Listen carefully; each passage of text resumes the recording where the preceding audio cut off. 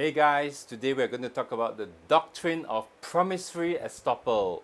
Now, promissory estoppel is the legal principle that a promise is enforceable by law, even if made without formal consideration when the promissor made the promise to the promisee, who then relies on that promise to his subsequent detriment. In contract law, there's this concept called consideration. So for a contract to be enforceable, both parties have to provide consideration, means something of value. Usually one promises to do something, the other promises to do something else.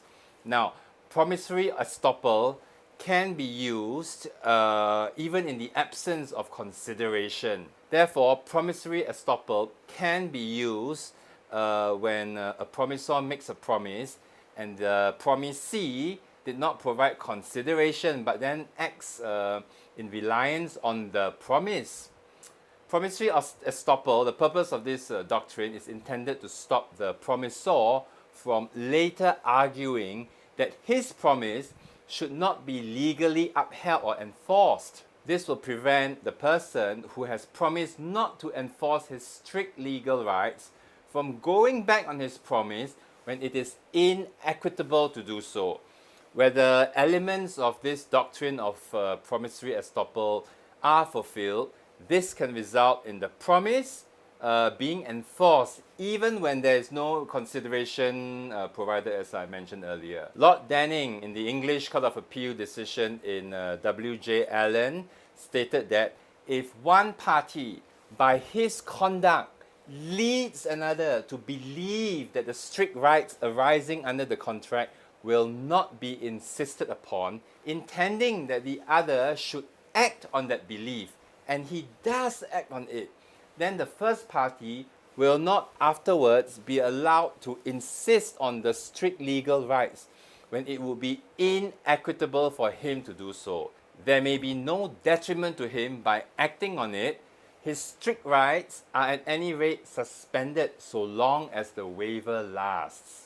The promissor may on occasion be able to revert to his strict legal rights for the future by giving reasonable notice in that behalf, or otherwise making it plain by his conduct that he will thereafter insist upon them.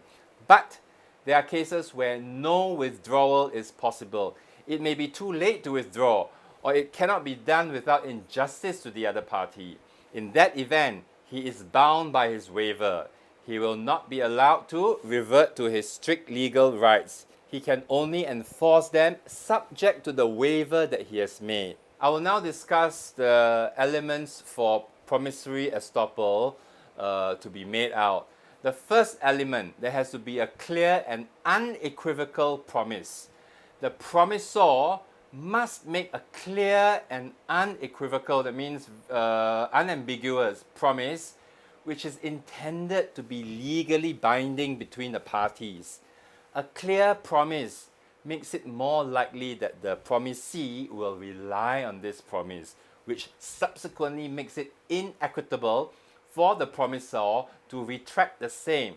One way to identify if the promise is sufficiently clear would be to identify exactly the representation that has been made by the promissor in a specific clause of the contract, before ascertaining whether the promise is sufficiently certain to have induced the promisee to rely on it. It should be noted that silence or mere inaction does not constitute a clear promise for the doctrine of promissory estoppel to apply. Nonetheless, the promise need not be expressed. A clear promise can be implied by words or conduct. Additionally, the promissor must have intended that the promise would be relied upon, or he should have known that the promisee would rely on such a promise. Second element, reliance by the promisee. The promisee must have acted in reliance on the promise, which can usually be shown by the promisee's change in position. For example, by performing something he ordinarily would not have done if not for the agreement or promise. Right now, currently, it is unclear whether it is necessary to show that the promisee has suffered a detriment or disadvantage as a result of his change of position. Nonetheless, it would be prudent for the promisee to show that he has suffered some form of detriment or disadvantage so as to make his case stronger. The third requirement for promissory estoppel to apply is that it would be inequitable for the promissor to go back on his promise. Inequity is usually related to the concept of detrimental reliance, as detrimental reliance is generally a strong indicator of the inequity that will result from the reneging of a promise. There are many cases in the various jurisdictions discussing whether detriment is an ingredient of promissory estoppel. The Malaysian Federal Court decision of Wong Juat Eng appears to suggest that detriment is an ingredient of promissory estoppel. But the Privy Council in Meng Leong Development stated in that case and in similar cases that the promise was not intended to be irrevocable and the recipient of the promise did not act to his detriment. The Singapore High Court, in the case of Fu Lung lithographer, does tend to support the argument that detriment should be a requirement, and the case suggests that in any event, detriment is almost invariably to be found in any successful invocation of the doctrine itself. It should finally be added that if detriment is indeed to be considered a requirement before a successful invocation of the doctrine of promissory estoppel, substantive evidence of such detriment must be proved by the party seeking to rely on the doctrine. It is important to note that the doctrine of promissory estoppel can only be utilized as a shield and not as a sword. What this means is that the doctrine cannot be used as a cause of action in and of itself. Therefore, you cannot sue someone under promissory estoppel.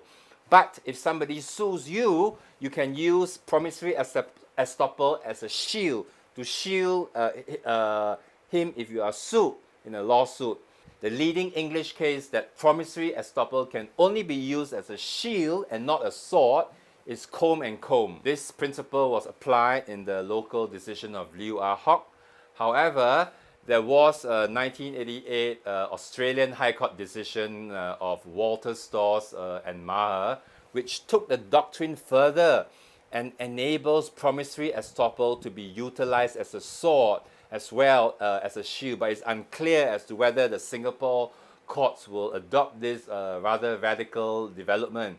I understand that in the US, in the United States, they do use this doctrine of promissory estoppel as a sword, so you can actually sue someone under this doctrine rather than use it as a shield, which is the English approach and currently that which exists in Singapore. So thanks for watching this video on promissory estoppel.